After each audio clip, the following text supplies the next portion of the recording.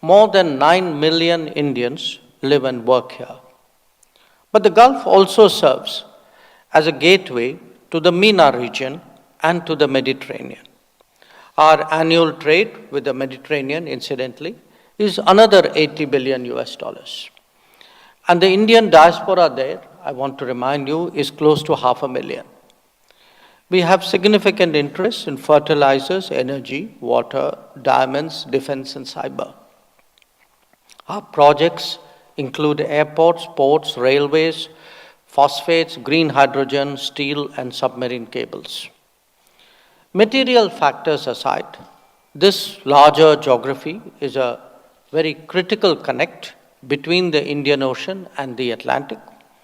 And as our history underlines, there is a symbiotic relationship between us.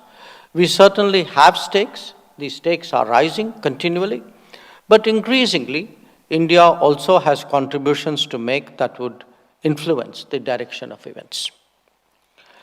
Now, all of this acquires a special significance in the context of the changing global order. That is a subject in itself. But for the purposes of this discussion, let me highlight a few key facets. One, the sharp departure of the United States from a century of Wilsonian foreign policy. Two, the competitive aspects of ties between two leading players, the US and China. Three, the anxiety we all share of over-concentration of manufacturing in a limited geography and the resulting search for more reliable and resilient supply chains. Four, the growing salience of the digital world and the premium that puts on trust and transparency. Five, the frequent weaponization of market shares, finance, and technology. Six, the unfolding, I'd say, incipient re-globalization that now stresses national interests and national identities, even while recognizing transnational economic collaboration.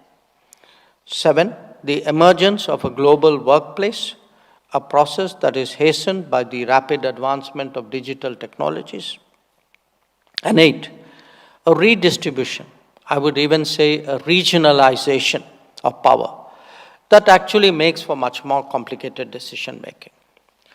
Now, our times have to take all these into account, these 8 realities that I have spelled out, while managing some of the key contradictions.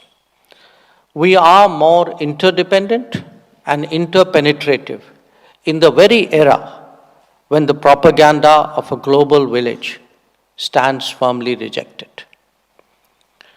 In India, our own debates about the direction of progress highlight what Prime Minister Modi often calls the twin pillars of technology and tradition. Their dynamic is an interactive one, and that is a departure from the traditional, from the understanding that modernity and tradition are polar opposites. But at the global level, actually there is a different discourse taking place.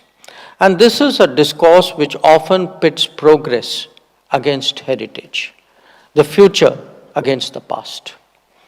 This has implications for both diplomacy and statecraft. In the name of universal norms, efforts are being made to advance a borderless culture.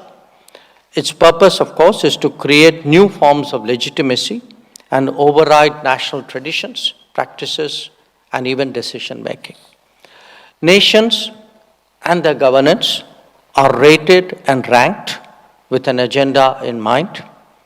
The tools to influence opinion include finance and media, but most of all, the power of technology. Much of the changes underway in the global order is because there is today widespread resistance to such efforts. So we are witnessing today both an economic and a politico-cultural pushback, sometimes the two coming together.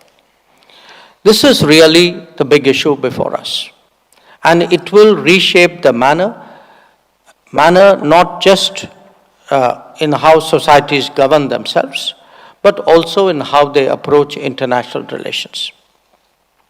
We, in the Indian subcontinent and the Middle East, are intimately involved with both aspects and should engage with each other in that regard. Now, our conversations may dwell on this broader canvas, but our cooperation will naturally have a more specific focus. In this world of change, challenges are best addressed and opportunities ideally exploited by forging a shared agenda and developing a common purpose. And that is exactly what India is trying to do today with nations of the Gulf, of MENA, and the Mediterranean. There are some elements of the traditional agenda that could bear with more collaborative solutions. Food and health security are perhaps the two most obvious.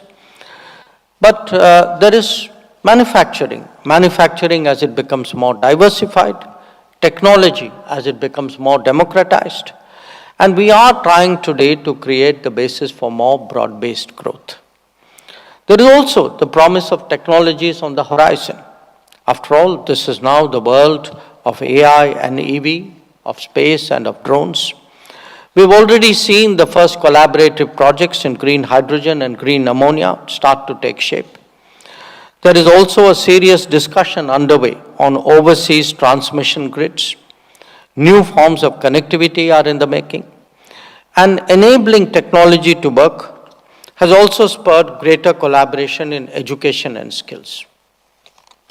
Now, our endeavors, those of India and the Middle East, they can be further projected into Africa, into Europe, the Caucasus, and Central Asia.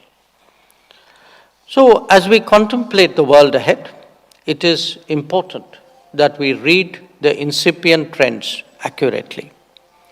A significant one is the belief in key circles in the United States that its true potential has been hobbled by regimes and restrictions.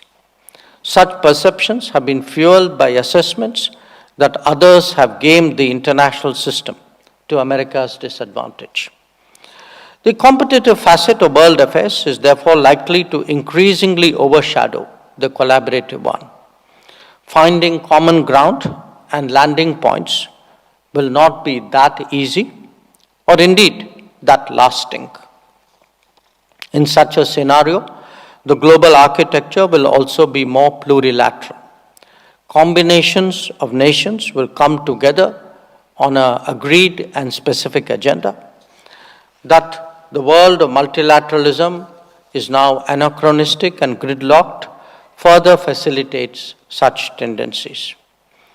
These developments naturally make a stronger case for our closer engagement. Perhaps there is no domain that has a stronger case for such plurilateral cooperation than that of connectivity. The truth is that the era of colonialism significantly distorted the natural connectivity within and between nations and regions.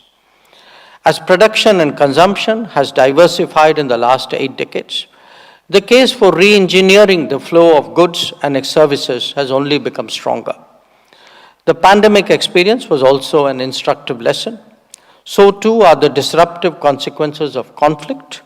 And I just need to remind you that 2 serious ones are ongoing, and these are cases to point.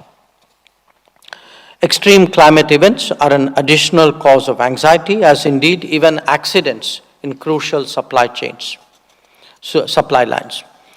Refashioning connectivity cannot be a unilateral enterprise if it is to be effectively utilized. Currently, there are some initiatives underway that will unfold in the coming years.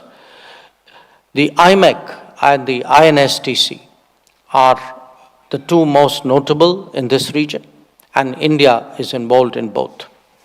To our east, we are looking at both land and sea-based corridors that will actually take us from India to the Pacific. The Middle East can be a beneficiary when that happens.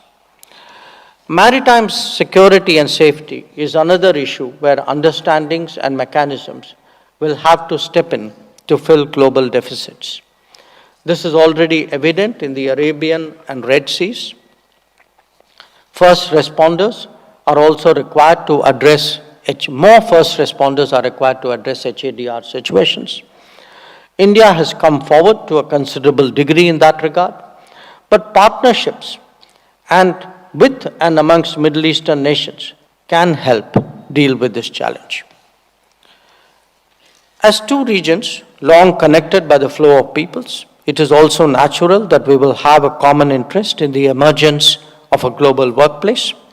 This is all the more necessary when new industries like semiconductors or electric mobility scour the world for skills and talent. The Gulf, in particular, has been a trendsetter in this regard. As Middle Eastern nations themselves explore emerging and critical technologies, as they fully exploit both the current and future energy potential, they will surely utilize the current foundation of goodwill and experience to bolster their own capabilities.